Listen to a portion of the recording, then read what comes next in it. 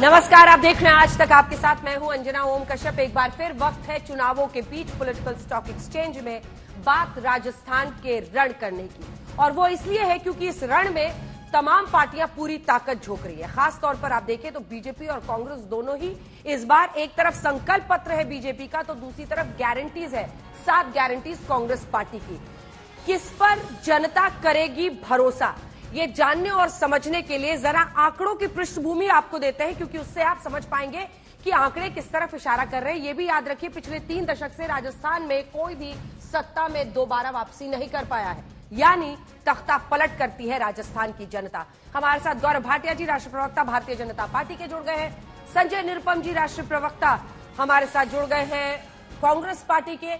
मलुक नागर जी, सांसद बीएसपी के, हमारे साथ जुड़ गए हैं। खास मेहमान लोक नीति सीएसडीएस के को डायरेक्टर हमारे साथ संजय कुमार जी, जाने माने सोफोलॉजिस्ट, यहां पर स्टूडियो में जुड़ गए हैं। अब कुछ आंकड़े आपके सामने रखते हैं, जिसके बाद हम चर्चा की शुरुआत करेंगे। तो सबसे पहले राजस्थान में हम वोट शेयर आपको दिखाना चाहते हैं। राजस्थान में जो वोट शेयर है 2018 के नतीजों को आप देखिए, और ये जो अनुमान आप देख रहे हैं ये सी वोटर का किया हुआ जुलाई और अक्टूबर का सर्वे है। 2018 यानी पिछले चुनाव जब हुई थी कांग्रेस पार्टी की जीत, 39% वोट कांग्रेस पार्टी को भी मिले थे। बीजेपी लगभग 0.6 to 0.7% वोट प्रतिशत में पीछे थी, और वो भी 39 को ही जब आप राउंड अप करते तो 39 होता है, 39। वहीं जब सी वोटर ने सर्वे किया जुलाई में इस साल तो 41% आ रहा था, और 42% अक्टूबर में आकर कांग्रेस पार्टी के लिए, और वहीं बीजेपी के लिए 46% बहुत ज्यादा बढ़ रहा था, और 47 बीजेपी के लिए अक्टूबर में। अब सीटों पर आ रहे हैं तो जुलाई में अनुमान 100 से कांग्रेस के लिए घट जाता है 83 पर, फिर 64 पर अक्टूबर में। वहीं बीजेपी के लिए 73 से बढ़ता है 114 पर और 132 पर। इधर कांग्रेस को 36 सीटों का नुकसान, तो वहां 59 सीटों का फायदा बीजेपी को होता हुआ सी वोटर के सर्वे में दिखाई दे रहा है। अब क्षेत्रवार तरीके से जल्दी जल्दी आपको आंकड़े बता देते हैं, जिसमें सबसे पहले हम शुरू कर रहे हैं ढूंढाड़ क्षेत्र से, क्योंकि यहां पर अगर आप देखेंगे तो 2018 में कांग्रेस पार्टी ने 35 सीटें ली थी। 2023 का जो अनुमान है वो कहता है वो 27 में पहुंचेंगे। वहीं बीजेपी यहां पर नाकाम रही थी, 10 सीटों पर सिमटी थी, उनके लिए इजाफा है 21 सीटों का, और वो बढ़कर पहुंच जाते हैं 31 पर। अगला क्षेत्र हड़ौती क्षेत्र, यहां पर जब आप आएंगे तो कांग्रेस पार्टी को यहां 7 सीटें मिली थी, और अनुमान है कि वो 3 पर आएंगे। यहां बीजेपी ने मार्जिनली बेटर किया था, 10 सीटें हासिल की थी, उनको 4 का और फायदा होता हुआ दिखाई दे रहा है। अगला क्षेत्र मारवाड़, यहां पर अगर आप देखेंगे तो यहां पर भी पिछली बार कांग्रेस ने बेहतर किया था बीजेपी से। 24 सीटें थी बीजेपी की, जबकि 5 सीटें ज्यादा 29 सीटें आई थी कांग्रेस पार्टी की। 23 का अनुमान सी वोटर के मुताबिक अगर आप देखें तो कांग्रेस 17 पर, 12 के नुकसान पे, और वहीं 41 17 के फायदे पर बीजेपी इस अनुमान में दिखाई दे रही है। तो इसके बाद आते हैं मेवाड़ के क्षेत्र में। मेवाड़ में अगर आप देखें बीजेपी का गढ़ है, यहां पर पिछली बार भी जब उन्होंने सत्ता गंवा दी थी तब भी उनकी सीटें ज्यादा थी, 25 सीटें, और कांग्रेस की 14। यहां पर फिर इस अनुमान के मुताबिक 2023 के लिए 9 का नुकसान कांग्रेस को होता हुआ, 12 का फायदा होता हुआ बीजेपी को दिखाई दे रहा है। वो पहुंच रहे हैं यहां पर 37 पर। अब हम आपको दिखाते हैं शेखावटी इलाके का, क्योंकि शेखावटी इलाके में आप देखें तो यहां पर भी क्लियर, पिछली बार 2018 में जनता ने कांग्रेस को चुना, वो 15 पे, और वहीं पर 4 पर सिमट गई थी भारतीय जनता पार्टी। इन तमाम सीटों के बदौलत 100 सेंचुरी मारी थी पिछली बार कांग्रेस पार्टी ने। यहां पर आप देखिए फिर कह रहे हैं कि 12 का नुकसान होगा और कांग्रेस को, और 9 का फायदा बीजेपी को। अब हम आपको दिखा देते हैं कि जो एस्टिमेट है टोटल पूरा, आप देखिए पिछले 4 चुनावों से अगर आप देखें तो ये आपको बताता है 3 हो, 8 हो, 13 हो, 18 हो, इन तमाम चुनावों में जनता ने सत्ता को इधर से उधर किया है। एक बार अगर कांग्रेस सत्ता में आई है तो दूसरी बार बीजेपी आई है। आपको बता दें सीटों में अगर 2003 में 120 सीटें बीजेपी को आई थी तो 56 कांग्रेस पार्टी को। 2008 में 78 पर बीजेपी सिमट गई, और 96 मतलब बहुमत के करीब पहुंच गई Congress party. Overall high BJP को आया 2013 में, जब 163 सीटों पर 163 आउट ऑफ 200 बीजेपी को मिली और 21 मिली थी कांग्रेस पार्टी को। लेकिन फिर 2018 में बाजी पलटी, 73 पर सिमट गई बीजेपी और सेंचुरी मार गई कांग्रेस पार्टी। वोट शेयर में अगर आप देखेंगे तो 39% बीजेपी, सबसे ज्यादा 45% उन्हें वही आया था 2013 के चुनाव में। वहीं कांग्रेस पार्टी को सबसे ज्यादा पिछले चुनाव में जब उन्होंने सेंचुरी मारी तब उन्हें 39% के ऊपर वोट आए थे। तो ये तमाम आंकड़े तो आपने देख लिए पीएससी में, लेकिन आइए आपको दिखाते हैं अपनी इस रिपोर्ट के जरिए कि किस पार्टी ने कौन से मुद्दे पर अपनी अपनी रणनीति को आगे बढ़ाया है, कौन सा मुद्दा राजस्थान की जनता के दिल के करीब है। देखिए,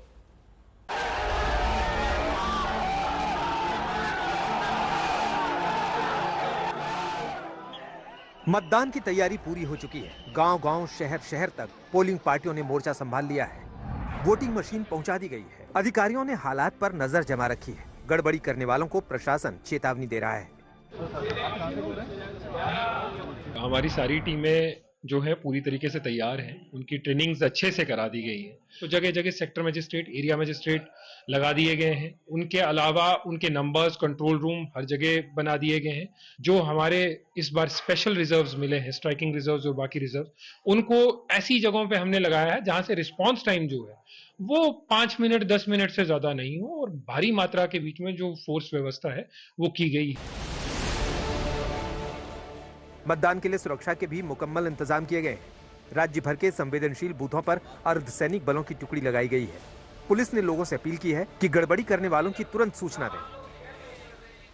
संवेदनशील क्षेत्र चिन्हित किए गए थे। उन इलाकों में अतिरिक्त पुलिस बल जो पैरामिलिट्री फोर्सेज आई हैं बाहर से, उनको लगाया गया है।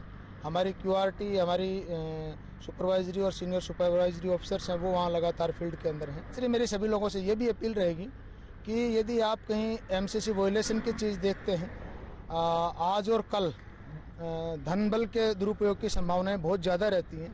ऐसी कोई भी यदि आपके पास सूचना आती है, कोई शिकायत आती है, 100 नंबर पे आप सूचना दे सकते हैं, हमारे कंट्रोल रूम को सूचना दे सकते हैं। प्रचार के दौरान दोनों पार्टियों के दिग्गजों ने खूब ताकत झोंकी, एक दूसरे पर वार पलटवार किया। बीजेपी की ओर से प्रधानमंत्री मोदी ने 15, केंद्रीय गृह मंत्री अमित शाह ने 12, योगी आदित्यनाथ ने 23 रैलियां की, तो दूसरी ओर कांग्रेस की ओर से राहुल गांधी ने 6 और प्रियंका गांधी ने 4 रैलियां की। गुरुवार को चुनाव प्रचार थम गया और बढ़ चढ़कर मतदान की अपील की जा रही है। अपील करना चाहेंगे अधिक से अधिक लोग मतदान करें। मतदान करना उनका कर्तव्य भी है और करना भी चाहिए। हम भी अपील करेंगे। मतदान से पहले घर घर जाकर लोगों से वोट मांगे जा रहे हैं। टोंक में सचिन पायलट ने डोर टू डोर कैंपेन किया और लोगों से वोट की अपील की। अपील करता हूं सभी लोगों से कि अपने मत का उपयोग करें और प्रत्येक व्यक्ति को जाके अपने मत का पोलिंग बूथ में इस्तेमाल करना चाहिए और बटन दबाकर लोकतंत्र को और मजबूत करना चाहिए। प्रशासन तैयार है, नेता तैयार है, तो राजस्थान की जनता भी तैयार है। देखना होगा कि लोग कितने जोश के साथ मतदान के लिए घरों से निकलते हैं। आइए पिछले चुनावों में वोटिंग का आंकड़ा देखते हैं। 2003 में 67%, तो 2008 में 66% लोगों ने मतदान किया। 2013 में करीब 75% लोग वोट डालने घर से निकले थे, तो 2018 में 74.06% लोगों ने मतदान किया। राजस्थान में 200 विधानसभा सीट है, लेकिन कल 199 सीटों पर मतदान होगा। एक सीट पर कांग्रेस उम्मीदवार के निधन की वजह से चुनाव टल गया है। चलिए एक नजर डालते हैं पिछले कुछ चुनावों के नतीजों पर। 2003 में बीजेपी को 120 सीट मिले, तो कांग्रेस को 56। 2008 में बीजेपी को 78 सीटों पर जीत मिली, तो बीजेपी को 96 सीटों पर। 2013 में बीजेपी को 163 सीटों पर जीत हासिल हुई, तो कांग्रेस सिर्फ 21 सीटों पर सिमट गई। 2018 में बीजेपी के खाते में 73 सीटें आई, तो कांग्रेस ने 100 सीटों पर जीत हासिल की। इस बार सत्तारूढ़ कांग्रेस की ओर से जनता को कई तरह की गारंटी दी गई है, तो बीजेपी ने ढेरों वादे पूरे करने का संकल्प लिया है। अब जनता तय करेगी किसके वादों पर भरोसा करना है। नतीजों के लिए 3 दिसंबर का इंतजार करना होगा। आज तक ब्यूरो। जो मुद्दे हैं वो भी आपको बता दें। हिंदुत्व का मुद्दा, गौरव भाटिया जी, जो सबसे ज्यादा आपका शीर्ष नेतृत्व उठा रहा है, हिंदुत्व का मुद्दा, चाहे वो कन्हैया लाल हत्याकांड के जरिए हो, जयपुर के हनुमान मंदिर और आसपास के इलाकों में 2008 के धमाकों के आरोपियों का हाईकोर्ट से बरी होने का मुद्दा हो, या फिर पीएफआई का जुलूस हो, या फिर आप कहते हैं कि हिंदू वहां त्योहार ही नहीं मना सकते। कौन से वो मुद्दे हैं, किस वजह से आपको लगता है? क्योंकि अशोक गहलोत दम भर रहे हैं कि उन्होंने बहुत अच्छा काम किया है, एक बार फिर जनता उन्हें क्लियर मैंडेट देगी।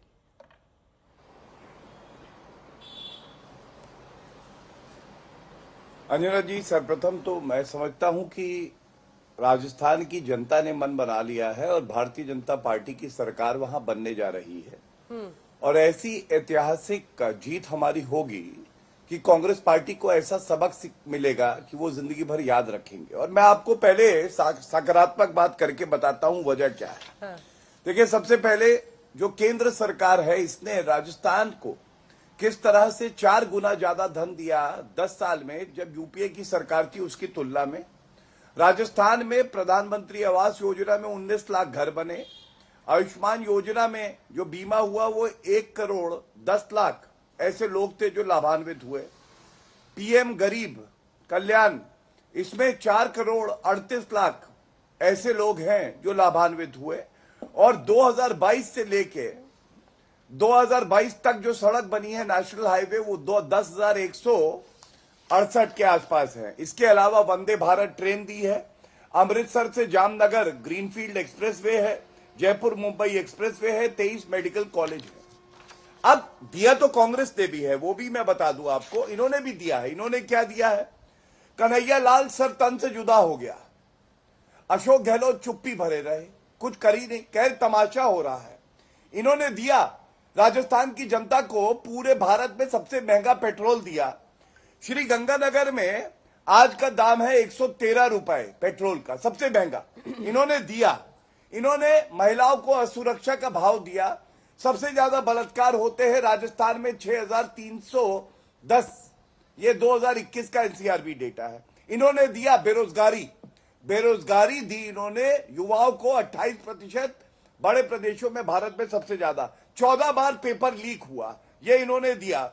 सचिन पायलट उप मुख्यमंत्री थे, उन पे राजद्रोह का मुकदमा लगा दिया। इसीलिए प्रधानमंत्री जी ने यह भी कहा कि राजेश पायलट जी ने कांग्रेस के हित में एक बार आवाज उठाई थी, उनका क्या हश्र हुआ था और वही सचिन पायलट के साथ हुआ, राजद्रोह का मुकदमा भी लगा। और कोई ऐसा प्रदेश नहीं होगा अंजना जी जहां पे कांग्रेस का नेता स्वयं प्रदर्शन पे बैठा है जब सरकार कांग्रेस की है और कह रहा है कि वादे पूरे करो और युवाओं को रोजगार दो। आप बताइए ऐसा कोई प्रदेश है? इसीलिए ये बिल्कुल स्पष्ट है कि भारतीय जनता पार्टी की सरकार आने वाली है, कमल खिलने वाला है। ठीक है, राजस्थान की रवायत को तोड़ने के लिए संजय जी कुछ एक्स्ट्रा की जरूरत होगी, क्योंकि वो हर बार सत्ता में परिवर्तन करते हैं। जिन बिंदुओं को वो उठा रहे हैं उसमें कहना है उनका कि केंद्र ने बहुत वहां पर लाभ पहुंचाने की कोशिश की है राजस्थान की जनता को, जनता देखेगी। क्या मोदी का जादू, जिसे आप गहलोत साहब को जादूगर कहा जाता है, मोदी का जादू, जादूगर की पूरी जो महिमा है अभी तक की, उसको धूमिल करके बीजेपी की जीत हासिल होगी? अंजना जी, ऐसा है, अब आने वाले आधे घंटे के बाद राजस्थान में चुनाव प्रचार खत्म हो जाएंगे। कम से कम अब तो बीजेपी के लोगों को ये दुष्प्रचार या झूठा प्रचार या फर्जी प्रचार करना बंद कर देना चाहिए।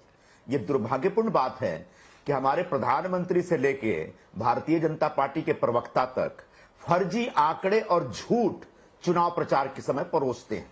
प्रधानमंत्री जी ने राजेश पायलट जी के बारे में क्या बोला, उसका जवाब सचिन पायलट ने साफ साफ शब्दों में दे दिया। खुद पायलट जी के सुपुत्र कह रहे हैं कि राजेश पायलट और गांधी परिवार का रिश्ता जबरदस्त था और जो बातें प्रधानमंत्री जी ने कही वो सरासर गलत है। दूसरी बड़ी बात यह है, Kanhaiya Lal murder case. Kanhaiya Lal murder case में जो मेन अभियुक्त था वो भारतीय जनता पार्टी का था और उसका संरक्षक जो था वहां का बीजेपी का एक डिप्टी मेयर था। तीसरी बात, कन्हैया लाल मर्डर केस में विद इन 48 आवर्स तमाम जो आरोपी थे उनको गिरफ्तार किया था अशोक गहलोत जी ने। उसमें किसी भी प्रकार से सेंट्रल गवर्नमेंट का कोई सहयोग नहीं मिला, बल्कि एनआईए आई थी, लेकिन राजस्थान पुलिस ने बहुत अच्छे ढंग से कार्रवाई की थी। बहुत महत्वपूर्ण बात है इनकी घोषणा है। अब आयुष्मान भारत की बात कर रहे हैं। आयुष्मान भारत में अभी सीएजी ने जो घोटाला निकाला कि साहब एक ही मोबाइल नंबर पे 6 लाख लोगों का इलाज हुआ है, तो अब समझ लीजिए कि ये जो आंकड़े पेश कर रहे हैं ये कितने फर्जी और कितने कागजी हैं। तो ऐसे कागजी आंकड़ों के बदौलत अगर ये चुनाव जीतने का सपना देख रहे हैं हैं तो इनका सपना आने वाले 3 दिसंबर को चकनाचूर हो जाएगा। रह गई बात अशोक गहलोत की, तो अशोक गहलोत जी ने जबरदस्त काम किया है। खासकर उनकी चिरंजीवी योजना राजस्थान के लोगों की जुबान पर है और वहां पर लोगों को जो इलाज मिल रहा है, मुफ्त में हर वर्ग के लोगों को इलाज मिल रहा है चिरंजीवी योजना के तहत। आयुष्मान का तो लोगों ने कार्ड बनाया लेकिन कार्ड को कोई पहचानता ही नहीं। अब इनका सबसे पॉपुलर योजना इनकी क्या है? उज्ज्वला योजना। लेकिन राजस्थान जाते जाते ये उज्ज्वला योजना भूल जाते हैं और कहते हैं साहब हम 450 रुपए में आपको गैस का सिलेंडर देंगे। आज 450 रुपए में गैस का सिलेंडर देने की बात क्यों कर रहे हैं? क्योंकि राजस्थान के मुख्यमंत्री अशोक गहलोत जी वहां 500 रुपए में ऑलरेडी सिलेंडर दे रहे हैं। हाँ, जब इन्हें 450 बोला चलो ठीक है। अब एक मिनट बीच में मत बोलिए, मैंने नहीं बोला बीच में, सरासर बदतमीजी है आपकी है। अब जब हम लोग 500 रुपए में दे रहे थे तो इनके आगे नेता इनके घोषणा पत्र में हम 450 में देंगे, अब हम कह रहे हम 400 में देंगे। अब हम 400 और 450 और 500 के मामले में मैं पूछता हूं उज्ज्वला भारत जिसका इतना ढोल पीटा गया है, आज उज्ज्वला भारत को लेकर प्रधानमंत्री क्यों नहीं खड़े हो रहे हैं? प्रधानमंत्री क्यों नहीं बोल रहे उज्ज्वला भारत के जरिए हमने देश के महिलाओं को इतना सस्ते में सिलेंडर दिया और जिसका लाभ देश की महिलाएं उठा रही हैं? आज वो कहने से पीछे हट रहे क्योंकि उज्ज्वला जो योजना है वो पूरी तरह से फेल है। सिलेंडर है, गैस नहीं है। जो घर घर में नल की योजना है, नल है, जल नहीं है। बिल्कुल उसी तरह से आयुष्मान भारत का कार्ड है लेकिन इलाज नहीं होता। कल राहुल जी को आपने देखा होगा, नहीं यार बीच में आप मत बोलिए, बदतमीजी नहीं बंद करिए आप, बीच में मत बोलिए, पूरा बोलने दीजिए। कल राहुल गांधी जी सर्वे पर भी थोड़ा बोलेगा। सी वोटर का सर्वे दिखा रहा है कि आपकी सीटें घट रही हैं जी। कल आपने देखा होगा कि आदरणीय राहुल गांधी जी ने खुद जाकर के एक अस्पताल का दौरा किया और वहां जो चिरंजीवी योजना के तहत जिस व्यक्ति का इलाज हुआ मुफ्त में उससे भी मिलकर के आए हैं। तो हमारी योजनाएं सिर्फ कागज पे नहीं है, जमीन पे दिख रही है, लोगों के समक्ष है, जबकि इनकी योजनाएं बड़े बड़े आंकड़ों के साथ सिर्फ कागज पे। रह गया भाई सी वोटर के इस तमाम ओपिनियन पोल के, तो इस तरह के ओपिनियन पोल सर्वे होते रहते हैं। अंततः जमीन पर क्या होगा वो 3 दिसंबर को पता चलेगा। मेरा पूरा विश्वास है कि राजस्थान में इस बार फिर से अशोक गहलोत जी की सरकार आएगी और पूरे मतलब कांग्रेस पार्टी की सरकार आएगी और अशोक गहलोत जी जो भी व्यक्ति मुख्यमंत्री बने, लेकिन कांग्रेस पार्टी की सरकार दोबारा आ रही है और भारतीय जनता पार्टी बुरी तरह से पराजित होने जा रही है वहां पे। मुझे अच्छा लगा जो थोड़ा सा हेजिटेशन आप में दिखा गहलोत जी बोलने के बाद। पायलट साहब उसी हेजिटेशन की उम्मीद के साथ बैठे हुए, लेकिन गौरव जी एक बार जवाब दीजिएगा। ऐसा मैं ये फैसला नहीं कर सकता, इसलिए मैंने अपने आप को करेक्ट कर लिया। अंजना जी ठीक है, रुक जाइए गौरव जी, रुक जाइए। मलक नागर साहब 43 सीटों पर आप लड़ रहे हैं जी, क्या कर रहे हैं? किसका खेल अच्छा करना है? देखिए एक बड़ी सीधी सी बात है, हमारे दोस्त हैं संजय जी, उनके मुंह से निकल गया अशोक गहलोत की सरकार। पिछली बार सचिन पायलट का चेहरा, पिछड़ों का चेहरा धोखा दिया, अब की बार भी गहलोत को ही मुख्यमंत्री बनाओगे तो तुम्हारा तो हो गया नैया पार। दूसरा, हमारे 6 विधायक थे, डाका डाल के ले गए, दलित पूरे नाराज हैं। पिछड़े 60% हैं, 62% हैं, 56% हैं, गिनती के बाद पता लगेगा।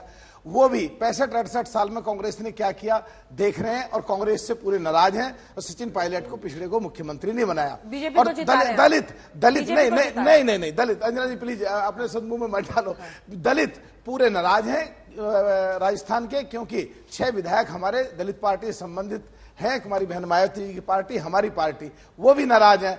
लेकिन बीजेपी भी पिछले दिनों पिछड़ों की बात करती रही और अब जब पिछड़ों का नंबर आया देने का, जब महिला आरक्षण हो, कांग्रेस ने पहले बिल पास नहीं कराए, बीजेपी डिमांड करती रही, अब बीजेपी डिमांड कर रही है, वो कांग्रेस डिमांड कर रही है। बीजेपी कहती है सबकी जाति, गरीबों की कोई जाति नहीं होती, गरीब होते हैं, और सबकी जाति भारतीय।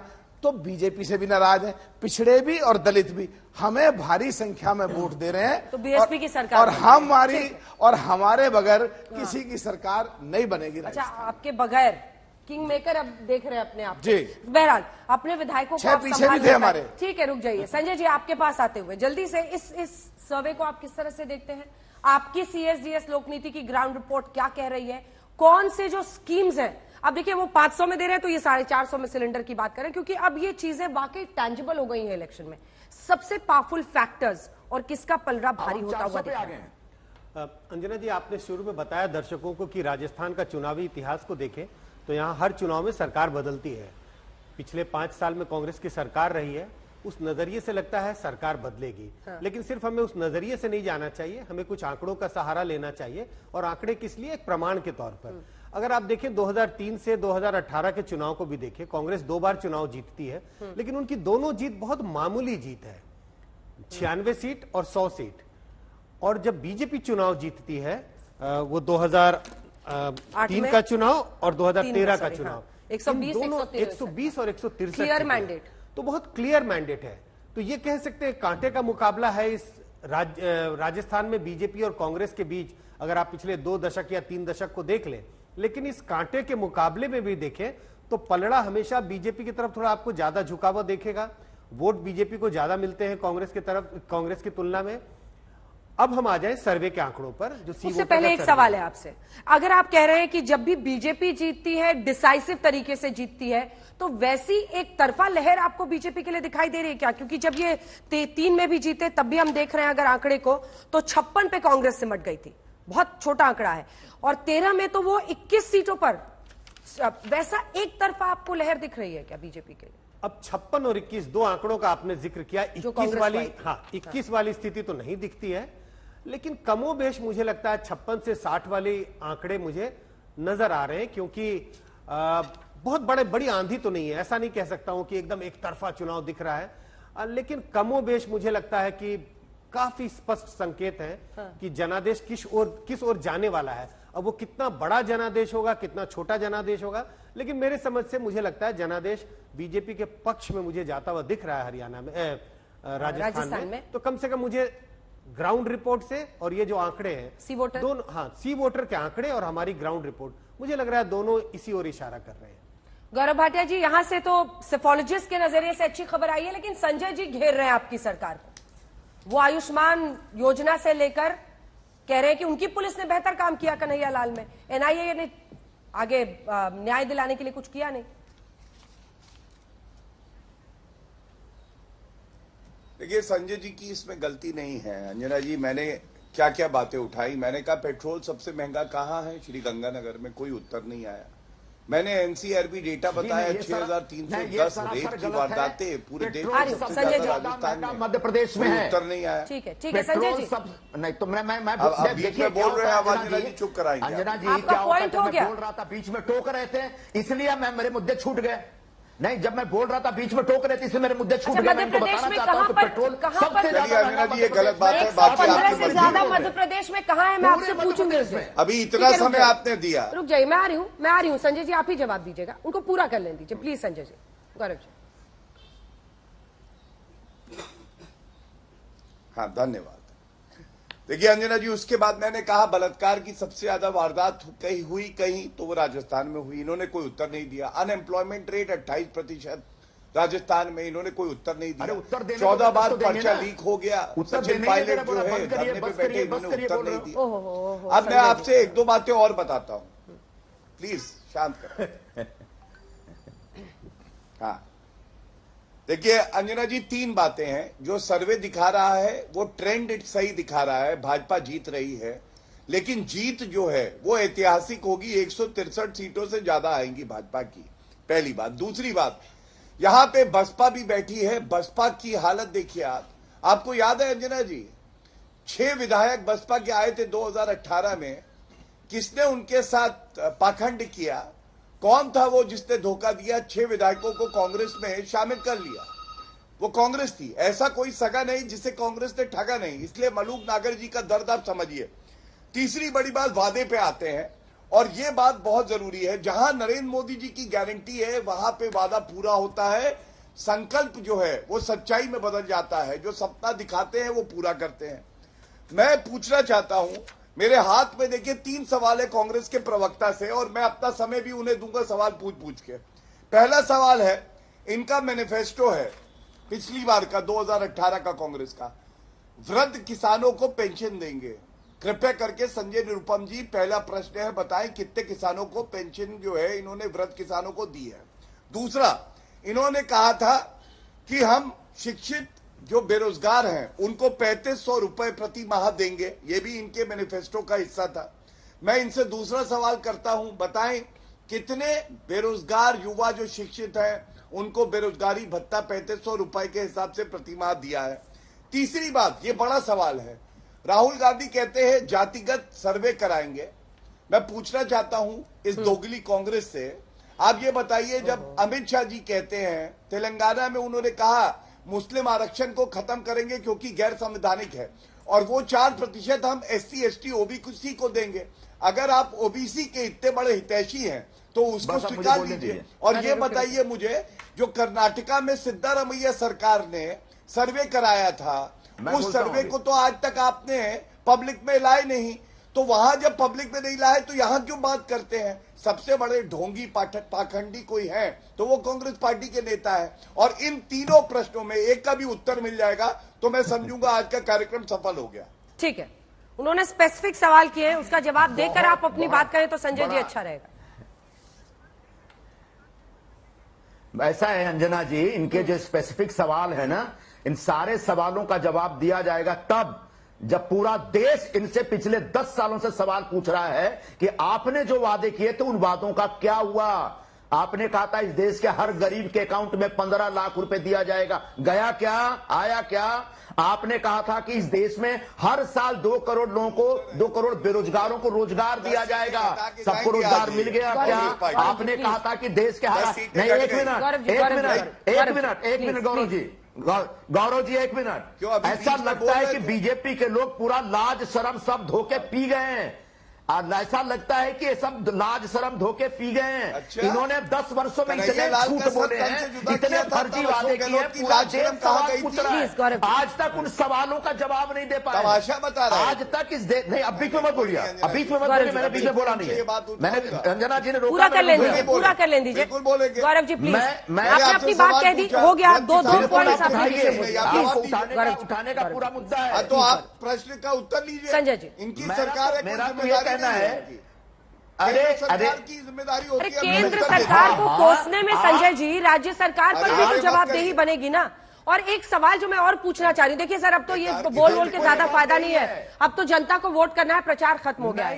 क्या मोदी की जो लोकप्रियता है, आप ही से सवाल है, बीजेपी को सभी सीटें गुजरात राजस्थान में मिलती है एक साथ, क्या मोदी की लोकप्रियता बड़ा फैक्टर नहीं है जो चुनौती है कांग्रेस के लिए? उन्हीं के चेहरे पर बीजेपी लड़ रही है इस बार। अच्छा, ऐसा है, अच्छा ठीक है, आप अपनी मोदी जी की लोकप्रियता से सब लोग अभिभूत हैं, इस देश में अभिभूत रहिए, लेकिन जब बुनियादी प्रश्न उठेंगे तो उन प्रश्नों का जवाब मोदी जी और उनकी पार्टी के प्रवक्ताओं को देना पड़ेगा। और पहला, एक मिनट बीच में मत बोलो प्लीज, डिस्टर्ब मत करो। अब रह गया मुद्दा, सबसे पहला 15 लाख रुपए कहां गया? पहले जिस दिन उसका जवाब दे दोगे हम बता देंगे कि हमने बेरोजगारों को कितना बेरोजगारी भत्ता दिया है। जिस दिन आप उसका जवाब दे दोगे, जिस दिन, नहीं, जिस दिन, तो क्या हो गया? 19 जीत गया मतलब झूठ खत्म हो गया? अंजना, ये कोई जवाब नहीं हुआ आपका, ये कोई तर्क नहीं है। किसी ने झूठ बोला है या और चुनाव जीत गया तो झूठ खत्म। किसी ने हत्या किया है, चुनाव जीत गया तो उसका हत्या का केस क्लोज हो जाएगा। किसी ने घोटाला किया है तो अगर चुनाव जीत गया तो उसका घोटाला का केस क्लोज हो जाएगा। ये जो तर्क चल रहा हमारे देश में कि मोदी जी चुनाव जीत रहे हैं, नहीं, अभी 2-3 बातों का जवाब देता हूं। आज कल प्रधानमंत्री जी ने क्या कहा कि भाई ये सरकार आतंकवादियों से समझौता कर रही है। अशोक गहलोत ने क्या बोला कि अगर आतंकवादियों से समझौता किया हमने तो हमारी सरकार बर्खास्त क्यों नहीं किया आपने? तो इस तरह के फर्जी बातें, लोगों को गुमराह करने वाली बातें ऊपर से लेकर नीचे तक भारतीय जनता पार्टी के सभी लोग जो प्रचारित करते हैं, ये सरासर गलत है और हम इसके निंदा करते हैं, निषेध करते हैं। और हम भारतीय जनता पार्टी को कहना चाहेंगे, हमसे सवाल पूछने से पहले आपसे जो पूरा देश सवाल पूछ रहा है, उन सवालों का जवाब दीजिए। आप किसानों की आय डबल करने वाले थे, क्या हो गया? किसानों की आय डबल हो, या 2022 का डेटम लाइन था। गौरव जी, ऑडियो नहीं जा रहा है। तक किसानों की आय डबल हो जाएगी। आपने कहा देश में हर व्यक्ति को हाउस घर मिल जाएगा फ्री में। आपने कहा 2022 तक कोई बेघर नहीं रहेगा। आप स्कीम ही भूल गए, आप स्मार्ट सिटी का स्कीम भूल गए। तो ये जो फर्जी बातें करने वाले लोग हैं ना, कम से कम हमसे सवाल न पूछे। अशोक गहलोत ने जो वादा किया उसको निभाया, और आज यही वजह है कि राजस्थान में जब अमित शाह भाषण देने के लिए खड़े होते हैं और अशोक गहलोत तो पायलट पे कुछ बोलते हैं, तो उनका उम्मीदवार बोलता है कि साहब अशोक गहलोत तो पायलट के ऊपर ज्यादा कुछ मत बोलिए, मेरे खिलाफ चला जाएगा मामला। ये लोकप्रियता है अशोक गहलोत और पायलट की, और इसी लोकप्रियता के आधार पर कांग्रेस पार्टी आपका सी वोटर हो या बी वोटर हो, किसी का कोई भी सर्वे हो, उसको सबको हटा करके कांग्रेस पार्टी इस बार रिवायत तोड़ेगी, रिवाज तोड़ेगी और नए ढंग से, जैसे केरल में सरकारें रिपीट हुई है, जैसे पंजाब में एक बार अकाली दल की सरकार रिपीट हुई थी, जो बिल्कुल उसी तरीके से यहां पर भी सरकार रिपीट होगी और कांग्रेस की सरकार बनेगी। और यूपी में भी ठीक है भाई, अच्छा आपको यूपी याद है, चलो यूपी में भी सरकार रिपीट हुई थी, हमें इस तरह से सरकारें रिपीट होती ठीक है, एनालिस्ट को याद रहेंगी, आप भूलना चाहिए। जल्दी से गौरव जी जवाब ले लें, थोड़ा सा ऐसा है। अच्छा, और गौरव जी आपने बीच में जितना बोला मैंने ऑडियो डाउन कर दिया था, आप दोनों से मैं कह रही हूँ, ठीक है संजय जी, मैं दोनों से कह रही हूँ, जिसका नाम लेकर सवाल पूछा जाएगा उसी का ऑडियो अप रहेगा, क्योंकि हम नहीं चाहते शाउटिंग मैच में दर्शकों का टाइम बर्बाद हो, और मैं ये सुनिश्चित करूंगी कि आपके बीच में भी उनकी आवाज ना आए। गौरव जी अब जवाब दीजिए उनकी सभी बातों का, फिर आप दोनों के पास आ रहे। देखिए अंजना जी, सर्वप्रथम तो सरकार कांग्रेस पार्टी की है राजस्थान में। ये जो सवाल मैंने पूछे थे, पहले राउंड में 4-5 पूछे, दूसरे राउंड में 3 सवाल और पूछे वादों पे, कोई उत्तर मिला नहीं।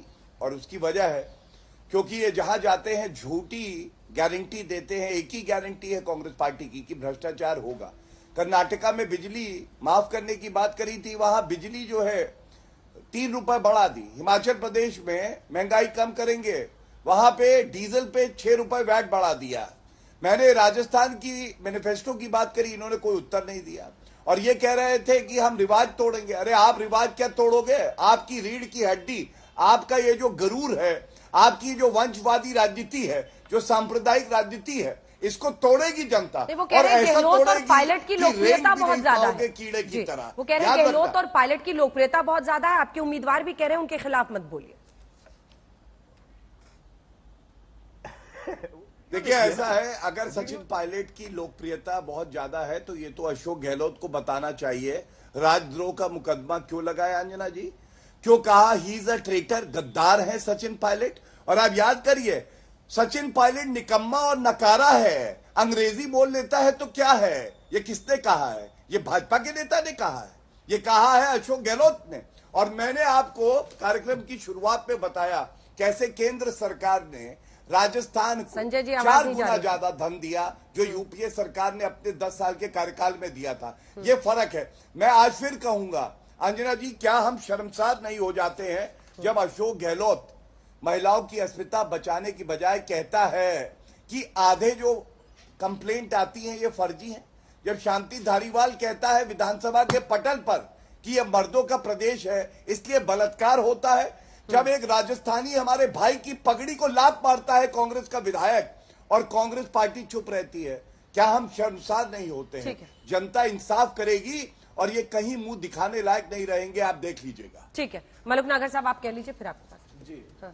एक तो हम कांग्रेस के प्रवक्ता संजय भाई को धन्यवाद देते हैं। अच्छा लगता है, आप सीधा कांग्रेस पर ही टूटते हैं पहले। धन्यवाद दे रहा हूँ, तारीफ कर रहा हूँ कांग्रेस की। अच्छा, मैं धन्यवाद देता हूँ, कांग्रेस की तारीफ करता हूँ, क्योंकि मैं कांग्रेस से विधायक रहा हूँ, पुराना कांग्रेसी हूँ, अपने मेरे साथियों को जानता हूँ। धन्यवाद देता हूँ। गहलोत के साथ साथ इन्होंने सचिन पायलट का भी कई बार नाम जोड़ा, इसके लिए इनको धन्यवाद देता हूँ। एक चीज मैं दोनों से जानना चाहता हूँ, पूरा देश देख रहा है, आप लोग हमने ये किया, ये किया, ये किया, ये किया, ये क्यों नहीं बताते? कांग्रेस भाजपा से पूछती है देश के लिए क्या किया, देश के लिए क्या किया, देश के लिए क्या किया। आज राजस्थान का चुनाव है तो आपने राजस्थान में क्या किया, क्या किया, यह बताओ। देश की बात पूछने से गौरव जी, देश की कुछ बात हो, हमने देश के लिए ये किया, देश के लिए ये किया, देश के लिए ये किया, और जहां पे बीजेपी की सरकार थी प्रदेशों में वहां ये किया, ये किया, ये किया, ये क्यों नहीं बताते? एक दूसरा एक बात और भी है, जो भी घोषणा पत्रों की बात हो रही थी, जब दिल्ली का चुनाव आता है या पंजाब का चुनाव आता है, आप पार्टी में आरोप लगाती हैं, दोनों पार्टियां रेवड़ी बांट रहे हो। अब राजस्थान में जो किसी ने पिछले जो चुनाव में घोषणा पत्र थे कि कांग्रेस ने ये किया, ये किया, ये बांटा, पूरा नहीं करा, पूरा नहीं करा।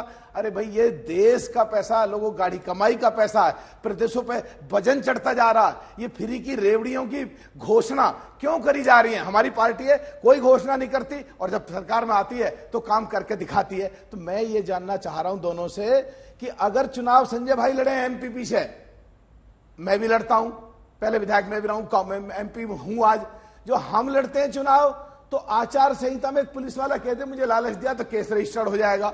और अब ऐसे ऐसे लुभावने दिए जाते हैं प्रस्ताव।